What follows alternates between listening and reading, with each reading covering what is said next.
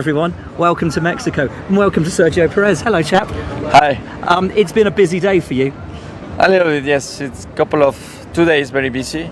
Now it's time to focus on the important stuff, because I need to do very well here to please more than 100,000 people. Absolutely. What's it like racing here? Because we look at the Forest-Sol, we look at the start-finish straight. The atmosphere, just for us kind of reporting on it, is immense and intense and quite over-roaring.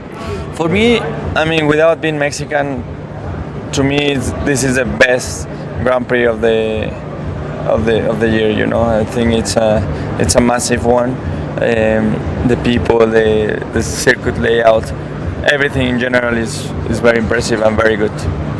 Now, folks at home, get your questions in for Checo. We've already had some in, so we'll start because it's for the fans to ask you questions. And actually, one of the questions that came in is something that I've always wondered.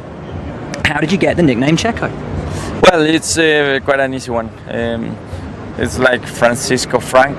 Okay. It's an automatic nickname of Sergio in Mexico. How? How does that go? Because Checo. If you are called Francisco in Mexico, they call you Pancho. Oh. So it's just a nickname. I thought you meant it was just a kind of like a shortening of it. No. It comes with your name. Oh, okay. So a nickname comes with your name. So anyone called Sergio is Checo? Yeah. Oh, okay. Yeah. I thought there was like a story behind it. No. It's just. Did you ever have any other nicknames? Yeah, but we better don't speak about them. Oh, really? Yeah, people in Mexico are always taking the piss. When you are with your friends, you're always having fun. So. Yep.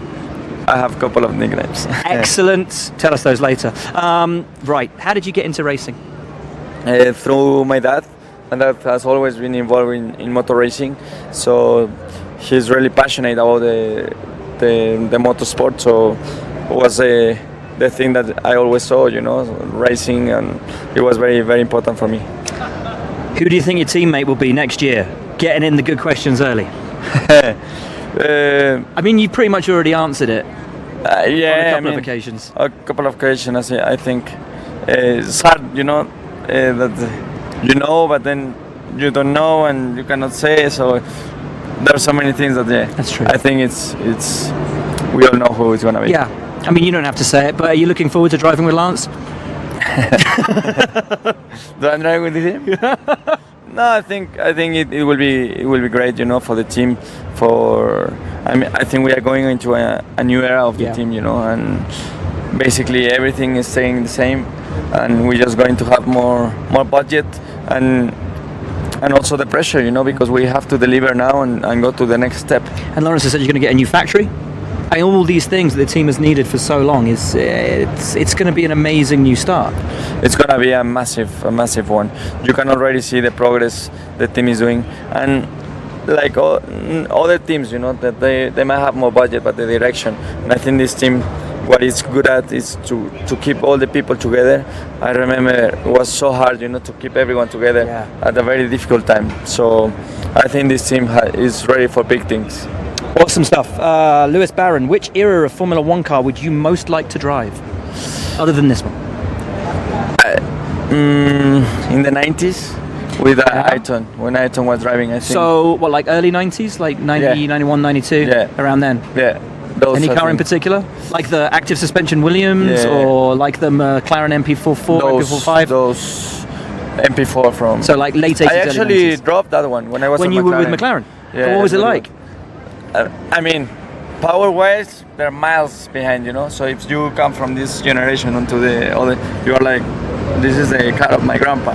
But the danger, man. That's the thing that you really, when you commit to a corner, you really commit, And I think that was great of that area. Amazing.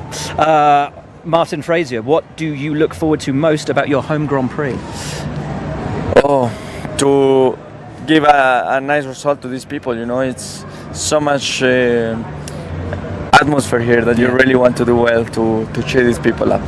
It's an exhausting week for you, though.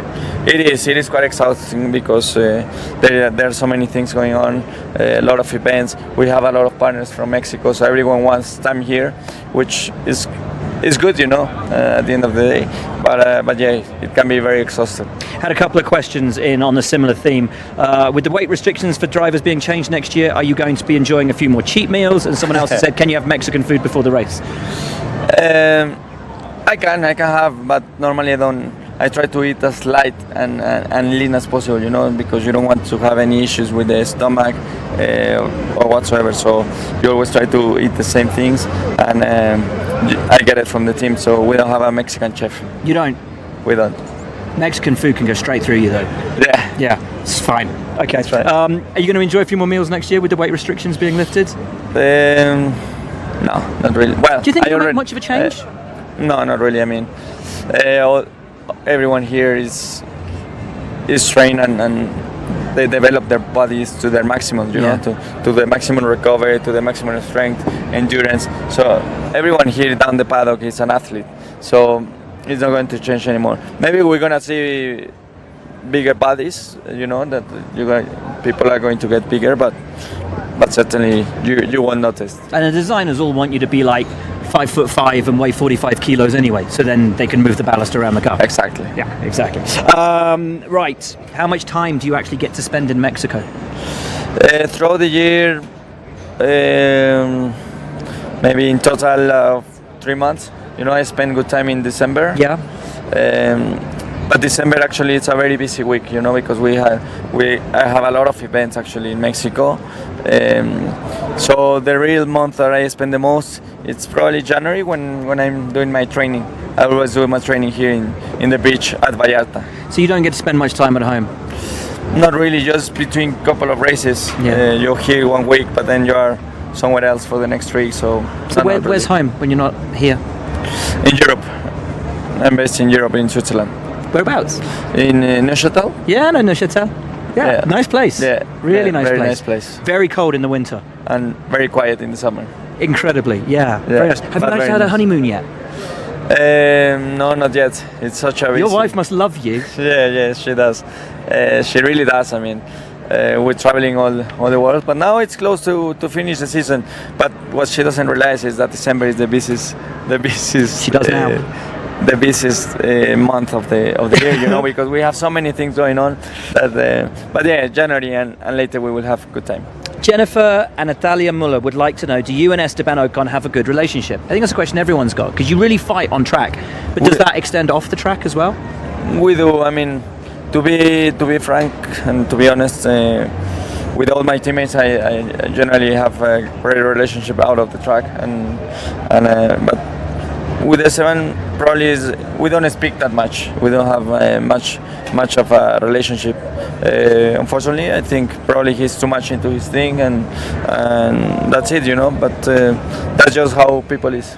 Has he brought a level out of you in Formula One that's different to other teammates?